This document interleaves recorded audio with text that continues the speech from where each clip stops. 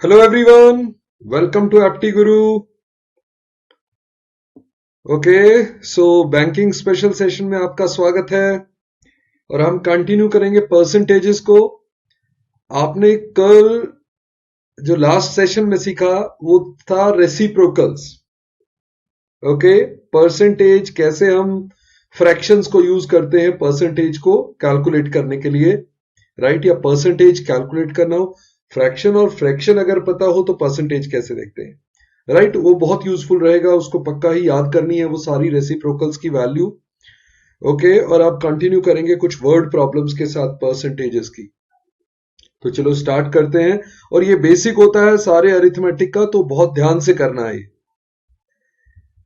Okay, सो मैं पहले question पे आने से पहले थोड़ा सा, क्योंकि हमने कल किया ही था जो परसेंटेज के वैल्यूज याद की रेसिप्रोकल्स की, तो उसके हिसाब से सपोज करो मैं ऐसे कहता हूं A is 25% more than B, right? इसको समझना जरा। A is 25% more than B, तो B is dash percent less than A. Okay, तो क्या होगा इसमें? आप या तो फ्रैक्शंस और रेशियो एक ही बात होती है, राइट? तो अगर आप ऐसे देख लेते हैं कि ए और बी, ए अगर 25% ज्यादा है, 25% कितना होता है? 1/4। तो अगर बी को 4 लोगे तो वो उससे 1 ज्यादा है, यानी कि 5 है, राइट? तो बी से 1 ज्यादा है ना, ए 1 ज्यादा है किससे? 4 से, तो 25% ज्यादा हो गया ना। तो इसका मतलब ए बी का रेशियो 5:4 है। तो बी ए से कितना कम है? देखो, बी ए से कितना कम है? 1 कम है, किससे? 5 से। तो 1/5 कितना था? 20% कम है, राइट? 20% कम है। ओके, तो इस तरह से इसको समझेंगे। जो फ्रैक्शंस का भी यूज करेंगे कि 1/4 से ज्यादा, 1/5 से ज्यादा, क्योंकि अगर मैं इसको 25% ना कह के कोई ऐसी वैल्यू ले लेता, राइट, जिसको कि आपको अदरवाइज मुश्किल होती है अगर आपको फ्रैक्शंस ना याद हो। जैसे कि मैं यहां पे वैल्यू अभी लिख देता हूं 8.33% मोर। तो 8.33% आपने याद किया कि 1/12 होता है, राइट? तो इसका मतलब अगर b को 12 रखोगे तो उससे 1 ज्यादा, यानी कि a 13 है, राइट? a कितना है? 1 ज्यादा है, किससे? 12 से, राइट? तो 1/12 होता है 8.33%। तो बी ए से कितना कम है? बी ए से कितना कम है? 1 कम है, किससे? 13 से। 1 कम है 13 से, और 1/13 भी आपने याद किया था, कितना था? 7.69% लेस हो गया। तो ये आपको हेल्प करेंगी बहुत वैल्यूज। मैं इसलिए ये दिखा रहा था आपको कि आप जो भी आपने परसेंटेज रेसिप्रोकल्स याद किया है वो बहुत काम में आने वाली है, तो उन सबको आप पक्का करते रहें, राइट? तो ये क्वेश्चन तो बहुत कॉमन होता ही है ऐसे वाला, right? A salary is 8.33% more than B salary, तो बी की सैलरी ए से कितना कम होगी, राइट? ओके, तो कोई भी ऐसा प्रोडक्ट वाला भी आ जाता है। मैं सारे क्वेश्चन टाइप लूंगा अभी। तो अभी हम स्टार्ट करते हैं क्वेश्चन से। जनरल क्वेश्चन पहले मैंने लिया है, राइट? तो यहां देखेंगे बिल्कुल general question. Some money is divided among A B and C in such a manner that B gets 25% more than A. देखो, 25% more than A and 20% more than C. अब मैं ए बी और सी को देखता हूं, राइट? वैसे ही ratio लिखने की कोशिश करेंगे। अब बी के पास ए से 25% ज्यादा है। 25% कितना होता है? 1/4। तो अगर ए 4 है तो बी के पास उससे 1 ज्यादा है, यानी कि 5, 4:5। और बी को ही 20% मोर देन सी है, तो 20% क्या होता है? 1/5, यानी कि अगर सी 5 है तो उससे 1 ज्यादा, तो ये 6 है, राइट? 5 से 1 ज्यादा है तो 20% ज्यादा, 4 से 1 ज्यादा है तो 25% ज्यादा।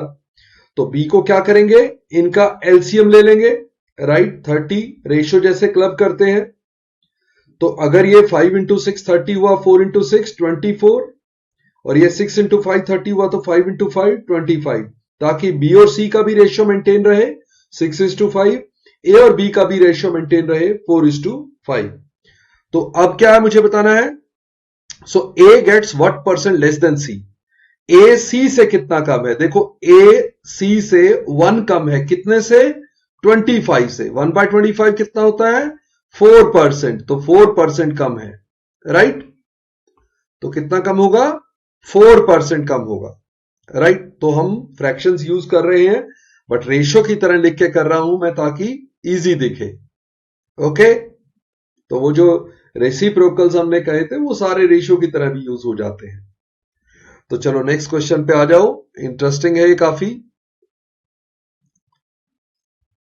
अब देखो अमित, सब में फ्रैक्शंस का इंपॉर्टेंस आपको पता लगेगा कि कितना इंपॉर्टेंट है। Amit invested 25% more then Ramesh, okay. तो मैं, अमित है, रमेश है, मयंक है, राइट। तो अमित का 25% मोर देन रमेश है, तो रमेश अगर 4 है तो 1/4 ज्यादा, 4 से 1 ज्यादा, तो अमित कितना हो गया, 5, right.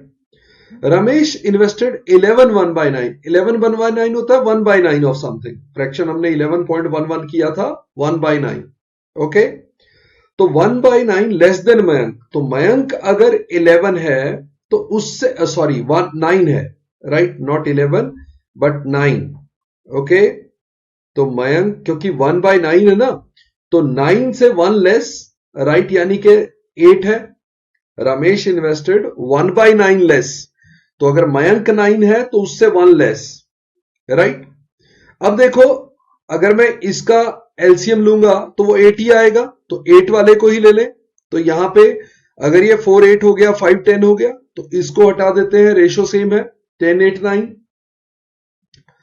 If the difference of the investment of Amit and Mayank is, Amit and Mayank की इन्वेस्टमेंट में हमारा डिफरेंस 1 यूनिट का है और वो दे रखा है 1275, then how much amount did Ramesh invest. तो रमेश की 8 यूनिट इन्वेस्टमेंट है, 1 यूनिट दे रखी है, तो 1275 इंटू 8 हो जाएगा, राइट। तो 8 से मल्टीप्लाई कर दो, देखो 12 इंटू 8 9600 तो वैसे आ जाएगा, 9600 वैसे आएगा, और ऊपर से 75 इंटू 8 भी 600 होता है, तो इसका मतलब 10200 आ जाएगा, ये आपका आंसर होगा, राइट। इसको आप मल्टीप्लाई कर लो, या मैंने 1200 इंटू 8 कर दिया और 75 इंटू 8, 75 इंटू 8 होता है, या आप 1250 इंटू 8 भी कर सकते थे, क्योंकि 1250 इंटू 8 10,000 होता है, 125 इंटू 8 1000 होता है ना, तो 1250 इंटू 8 10,000 हो जाता, और 25 एक्स्ट्रा था, इंटू 8 200, सो 10,200। आप जैसे मर्जी मल्टीप्लाई कर लें, राइट। ओके, चलो नेक्स्ट पे आ जाओ। तो आपको लग रहा होगा रेशियो, परसेंटेज के क्वेश्चन है, रेशियो की तरह ही करते रह रहे हैं, चलो अच्छी बात है ना।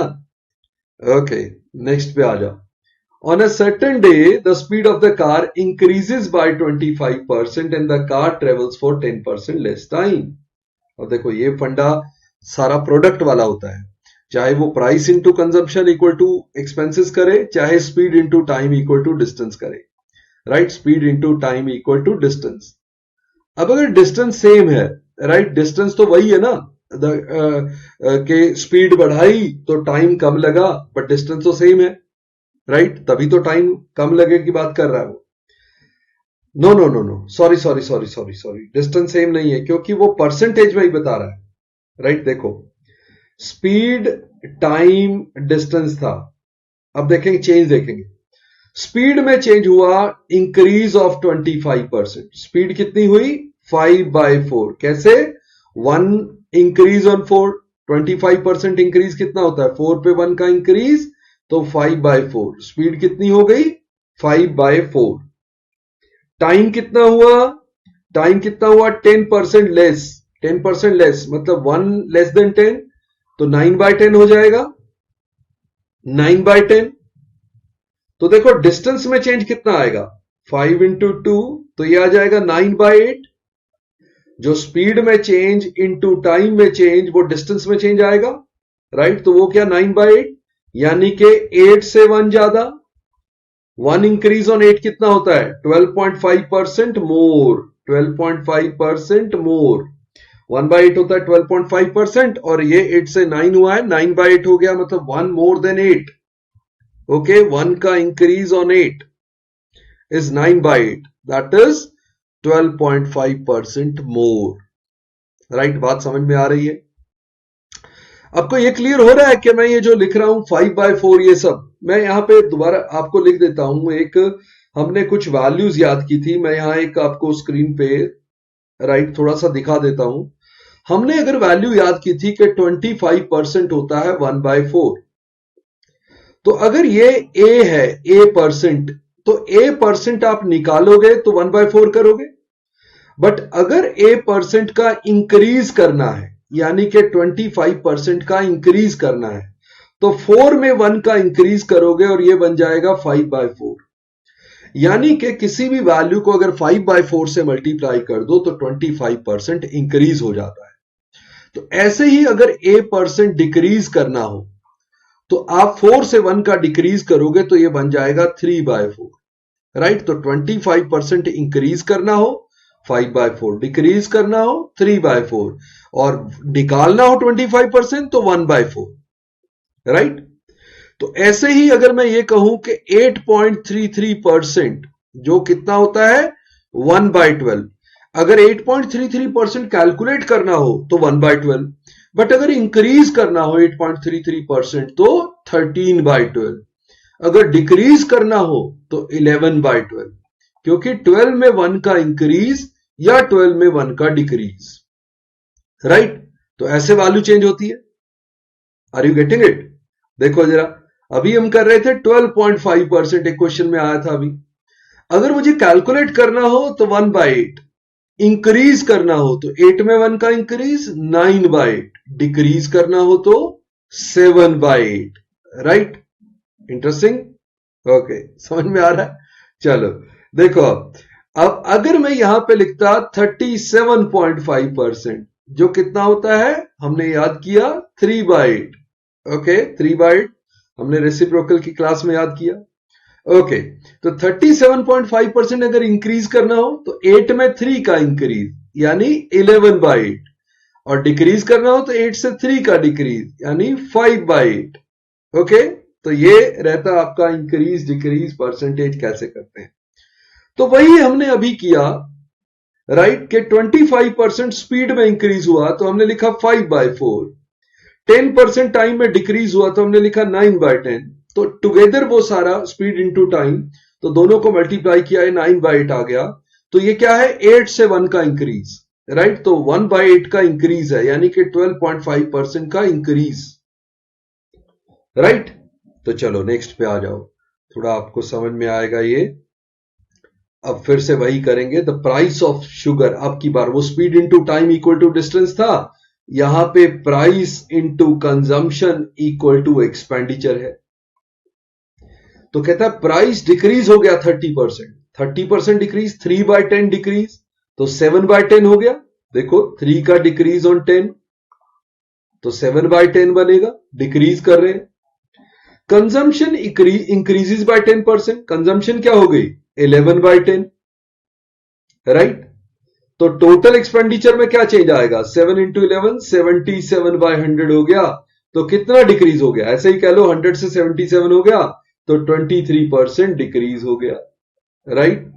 23% डिक्रीज शुगर के एक्सपेंडिचर, टोटल एक्सपेंडिचर में चेंज आया, वो आ गया 77/100 हो गया, यानी कि 23% डिक्रीज हो गया, राइट? आई होप समझ में आ रही होगी बात। चलो नेक्स्ट पे आ जाओ। तो नेक्स्ट देखते हैं, if the side of a square is increased by 25% then its area is increased by, okay. देखो साइड, अब क्या होता है, एरिया क्या होता है, साइड का स्क्वायर, राइट? स्क्वायर होता है एरिया ऑफ अ स्क्वायर। तो साइड इंक्रीज कर दी 25%, 25% कैसे होता है 1/4 का इंक्रीज, मतलब क्या बनेगा 5/4, तो इसका स्क्वायर हो जाएगा एरिया में, तो एरिया क्या हो जाएगा 25/16, कितना इंक्रीज होगा 9 का इंक्रीज ऑन 16, राइट? 9 का इंक्रीज ऑन 16, 9/16 को ऐसे लिख सकता हूं कि 8/16 प्लस 1/16, 8/16 होता है 50%, 1/16 होता है 6.25%, तो टोटल कितना हो जाएगा 56.25%, राइट। ओके, 9/16 कितना होता है? 8/16 प्लस 1/16, 9/16 का इंक्रीज है, तो 8/16 तो 50% होता है, 1/16 6.25%, तो टोटल 56.25% का इंक्रीज हो जाएगा। राइट। ओके, चलो नेक्स्ट पे आ जाओ। The two adjacent side of squares are increased by 30 and 20 respectively. अब क्या अलग अलग चेंज किया उसने, तो मैं साइड ऑफ एरिया की बात करूं तो ऐसा ले लूं, side into side equal to area था, ये दोनों साइड अलग अलग ले ली, क्योंकि एक साइड को तो उसने 30% इंक्रीज किया, यानी कि 13/10 किया, एक साइड को 20% इंक्रीज किया, आप 12/10 कर सकते हो या 6/5, मैं इसलिए लिख रहा हूं 12/10 क्योंकि सीधा ही पता लग जाएगा कि 13 इंटू 12 इज 156/100, यानी कि एरिया में जो चेंज होगा वो 56% का इंक्रीज हो जाएगा। राइट। ओके, दोनों को इंक्रीज किया, उसको 30%, उसको 20%, तो 13/10 इंटू 12/10 156/100 हो जाएगा, मतलब एरिया 100 से 156 हो जाएगा, 56% का इंक्रीज हो जाएगा। राइट। ओके, चलो नेक्स्ट पे आ जाओ फिर। Two numbers are less than a third number. Right, third number से ही जब दोनों नंबर को लिखा है, तो वो जो तीनों नंबर लो उसमें से थर्ड नंबर को 100 ले लो। राइट, बहुत आसान हो जाता है। तो फर्स्ट नंबर कितना हो गया? 4% लेस था, 96। दूसरा 16% लेस था, 84। Right. Then what the second number is what percent less than the first number. अब सेकंड नंबर फर्स्ट से कितना कम है? ये कितना कम है? 12 कम है। किससे? 96 से, यानी 1/8 कम है। 1/8 कितना होता है? 12.5%। Right. Okay, second number is less than first number, first number से सेकेंड नंबर 12 लेस है, किससे? 96 से, यानी 1/8 कम है, तो 1/8 होता है 12.5%। राइट। चलो, आई होप समझ में आ रहा होगा ये, नहीं तो कमेंट सेक्शन में डाउट अपना भेज देना। Okay. A man spends 75% of his income if his income is increased by 20% and his expenditure is increased by 10%. Find the percentage change in the same. देखो, इसको करने का एक सिंपल सा तरीका होता है। पहले आप 75% निकालो। देखो 75% क्या होता है? 3/4। अब ये समझो कि इनकम क्या होती है? इनकम होती है आपकी एक्सपेंडिचर प्लस सेविंग। राइट, या तो इनकम में से खर्चा करोगे या बचा लोगे। राइट, तो टोटल इनकम हो। तो ये जो हमने लिया कि 3/4 वो खर्च करता है, तो इसका मतलब अगर 4 इनकम है तो 3 खर्च करता है, 1 बचाता है। अब क्या होता है इस क्वेश्चन में, इस टाइप के क्वेश्चन में, जब इनकम को चेंज कर रहा है, एक्सपेंडिचर को चेंज कर रहा है, तो आप क्या किया करो, ये जो रेशियो हमने ली कि 4 इनकम है, एक्सपेंडिचर 3 है, सेविंग 1 है, इसको आप 400, 300 और 100 ले लिया करो। इससे क्या बड़ा आसान हो जाएगा चेंज करना। जैसे income is increased bye 20%, income को अगर 20% बढ़ाओगे तो 400 का 20% यानी 80 बढ़ जाएगी, तो 480 हो जाएगी। राइट। एक्सपेंसेस, एक्सपेंसेस को अगर 10% बढ़ाओगे तो ये 30 बढ़ जाएगा, 300 पे 330 हो जाएगा। और इनकम जो होता है एक्सपेंसेस और सेविंग का सम होता है, तो इनकम में से एक्सपेंसेस निकाल दो तो सेविंग आ जाएगी 150। राइट, क्योंकि ये दोनों का सम तो ये बनना चाहिए ना। तो इसका मतलब percentage increase in the saving कितना हुआ? 100 से 150 बना, कितना चेंज हुआ? 50% का चेंज हुआ। तो 50% इंक्रीज हुआ, ई ऑप्शन आएगा आपका। सेविंग जो है 50% बढ़ गई।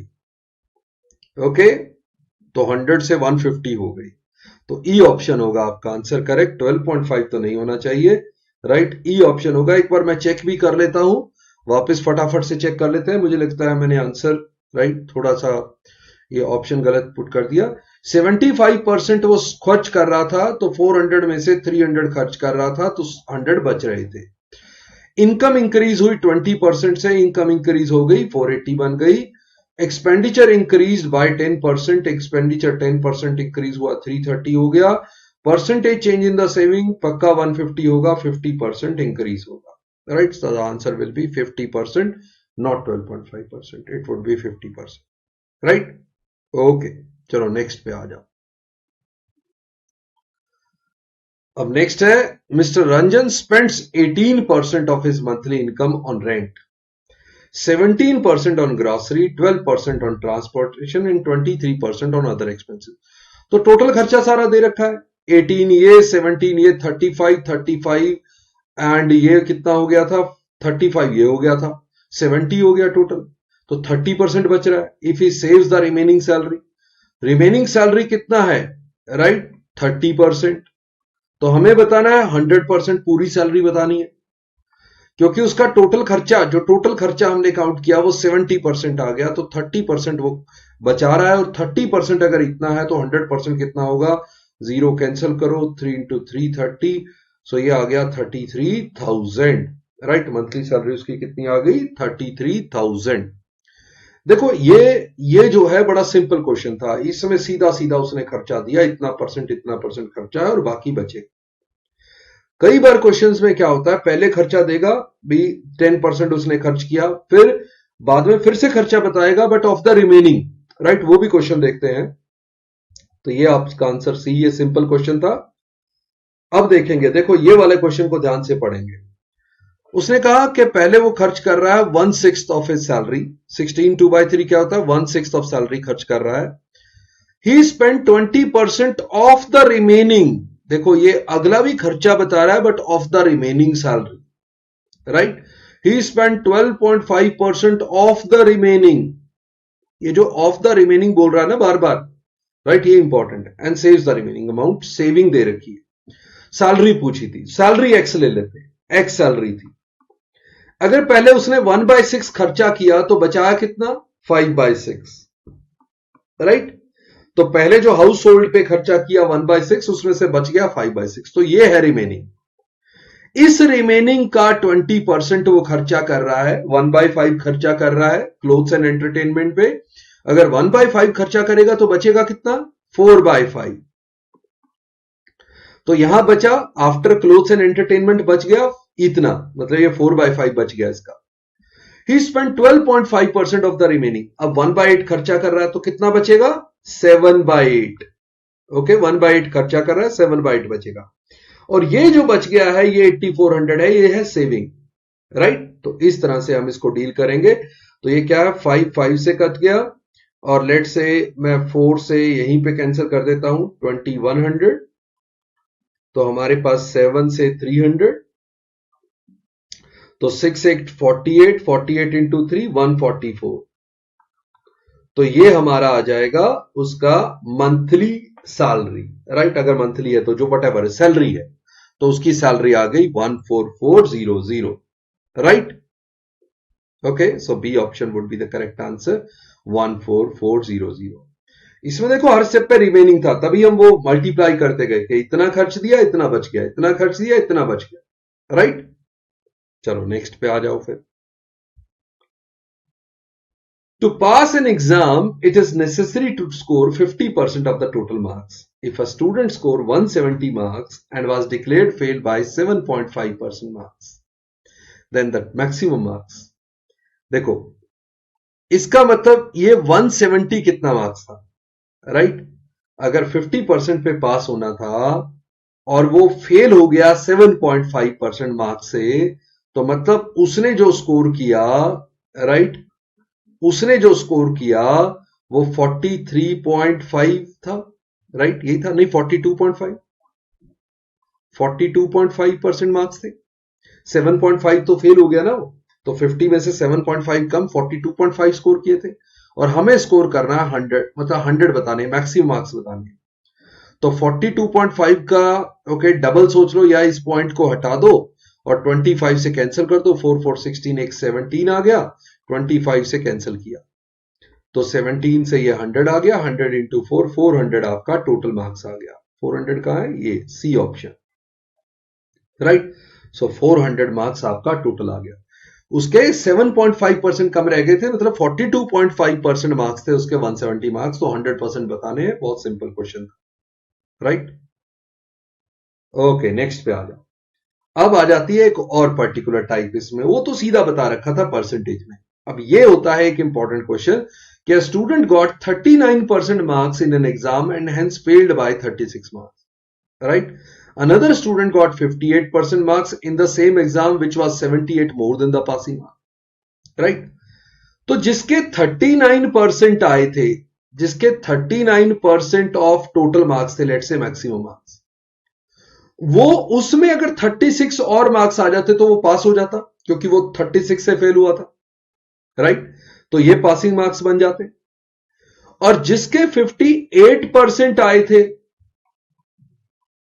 राइट, उसके 78 कम कर देते तो पासिंग मार्क्स आ जाते, क्योंकि उसके पासिंग मार्क्स से 78 ज्यादा आ गए थे, राइट?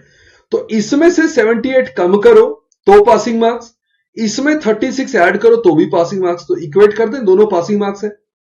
तो 58 में से 39 गए, मतलब 19% of the total marks is equal to 36 plus 78। कितना हो गया? 22 इधर दे दो, 114। तो x 19% ऑफ x इज 114, और 19 इंटू 6 होता है, यानी 1% ऑफ x इज 6, तो x इज 600। तो मैक्सिमम मार्क्स कितने हैं? 600, राइट? जिसके 39% आए थे टोटल के, उसके 36 कम थे, तो उसमें 36 ऐड करो तो पासिंग मार्क्स बनेंगे। और जिसके 58% आए थे, उसके 78 ज्यादा थे, उसमें 78 कम कर दोगे तो पासिंग मार्क्स बनेंगे। तो पासिंग मार्क्स को इक्वेट कर दिया, राइट? ओके, नेक्स्ट देखेंगे। If the numerator of a fraction is increased bye 50% and the denominator of the fraction is increased by 25%। देखो, न्यूमिनेटर मेरा था, उसको 50% बढ़ा दिया, 3/2 कर दिया, क्योंकि 50% होता है 1/2, तो 1 बढ़ाया 2 पे, कितना हो जाएगा? 3/2। और डिनोमिनेटर को 25% 1/4 बढ़ाएंगे तो डिनोमिनेटर कितना हो जाएगा? 5/4। तो रिजल्टेंट फ्रैक्शन कह रहा है 8/15 बन गया, राइट? इसको सबको इधर ले आओ, 3/2 को इधर लाओ, 2/3। ये नीचे है तो ये एज इट इज आ जाएगा ऊपर 5/4। तो 5 से 3, 4 से 2, तो ये हमारे पास आ गया 4/9। तो 4/9 हमारा ओरिजिनल फ्रैक्शन था, न्यूमिनेटर बाय डिनोमिनेटर 4/9 था। 4/9 को अगर ऐसा करते तो 8/15 बन जाता, राइट? तो चलो नेक्स्ट क्वेश्चन पे आ जाओ। बी ऑप्शन करेक्ट आंसर था। In an election only 2 candidates P and Q were contesting. 10% of the total votes were declared invalid. P got 75% of the valid votes and hence won by 13500. देखो, आप बस ये समझो कि अगर किसी को 75% ऑफ द वैलिड वोट्स मिली हो, राइट, और दो ही कैंडिडेट हो, तो वैलिड वोट्स का 75% अगर P को मिला होगा तो उसका 25% Q को मिला होगा, क्योंकि वैलिड वोट डिस्ट्रीब्यूट होंगी, दो ही कैंडिडेट है, 75% P को मिलेंगी, 25%। इसका मतलब उनमें जो डिफरेंस होगा वो 50% का होगा। तो वैलिड वोट्स का 50% है जो डिफरेंस है, जो मार्जिन है, विनिंग मार्जिन, राइट? तो देखो, टोटल वोट्स उसने पूछी है, टोटल वोट्स थी X, उसमें से 10% इनवैलिड थी, तो 90% थी वैलिड। और इस वैलिड वोट्स का 50% है डिफरेंस, उनका 50% है उनका डिफरेंस, वो दे रखा है 13500। इन वैलिड वोट्स का 50% का डिफरेंस है दोनों में, एक को 75% मिली, दूसरे को 25%, 50% का डिफरेंस वो दे रखा है 13500, राइट? तो ये हो गया आपका 9 into 15, 15 into 2, so 3000, 30,000, right? So 30,000 would be your correct answer, right? 30,000 would be the total number of votes. Okay, चलो नेक्स्ट पे आ जाओ। अच्छे क्वेश्चन है ये सारे। अब ये क्वेश्चन भी बड़ा इंपॉर्टेंट होता है। Due to 20% reduction in the price of tea, a customer can now consumer can buy 100 grams more tea than before spending ₹20. What was the reduced price before spending then before on spending? ठीक था ये, on spending. Okay, right, ये बिल्कुल ठीक था। Okay, सो 20% reduction हुई price में। Okay, देखो प्राइस ये बात कर रहा है, केस 1 से केस 2 ले लो। Case 1 price, quantity and total expenses. Total expenses तो 200 रुपए को ही कंपेयर कर रहा है दोनों केसेस में, क्योंकि वो कह रहा है कि 200 रुपए में अब 100 ग्राम ज्यादा मिल रहा है। तो 200 रुपए में पहले जितना मिल रहा था उससे अब 200 रुपए में ज्यादा मिल रहा है, तो रुपए तो सेम ही रहेंगे। प्राइस रिड्यूस हुआ 20%। 20% कितना होता है? 1/5। रिडक्शन हुआ तो कितना हो जाएगा? 4/5। यानी अगर पहले 5 था तो अब 4 हो गया। रेशियो में 5 से 4 होगा तो 1 का रिडक्शन ऑन 5 हो जाएगा, 20% रिडक्शन। अगर एक्सपेंसेस सेम है तो प्राइस में जो चेंज होता है क्वांटिटी में उल्टा हो जाता है, राइट? क्योंकि price into quantity equal to expenditure. अगर इसको सेम रखोगे, इसको 5/4 कर दोगे तो ये 4/5 होगा, या इसको 4/5 कर दोगे तो उल्टा होगा। मतलब ये जो है इनवर्स प्रोपोर्शन होगा। तो अगर ये 5/4 था तो क्वांटिटी 4x 5x हो जाएगी। मैं x जानबूझ के ले रहा हूं, ऐसे ही आप लिखना, ताकि आपको दिखे कि क्वांटिटी में चेंज जो x का है वो 100 ग्राम ज्यादा मिल रहा है आपको। अब क्वांटिटी 5x यानी x ज्यादा मिल रही है और वो दे रखा है 100 ग्राम ज्यादा, यानी कि अब आपको रिड्यूस प्राइस चाहिए। रिड्यूस प्राइस है ये वाला, सेकंड केस वाला। तो 5x कितना था? अगर x 100 है तो ये 5x मतलब 500 ग्राम था। तो 500 ग्राम अगर 200 रुपए की मिल रही है, पर केजी देखना है, 500 ग्राम 200 रुपए की, तो 1 किलो यानी इससे डबल 400 रुपए की मिलेगी। रिड्यूस प्राइस कितना है? 200 ग्राम, 200 रुपए 500 ग्राम का, राइट? 500 ग्राम है ये, आपको पर केजी चाहिए तो 1000 ग्राम का प्राइस चाहिए, तो ये डबल हो जाएगा। या नीचे ही कर दो कि ये 500 ग्राम नहीं है, आधा किलो है, तो किलो प्राइस पर केजी ले लो, तो ये 2 ऊपर आ जाएगा, राइट? तो 400 रुपीज पर केजी आपका प्राइस हो जाएगा, राइट? ओके, क्लियर है ना? ये कोई डाउट हो तो आप पूछ सकते हो। ओके,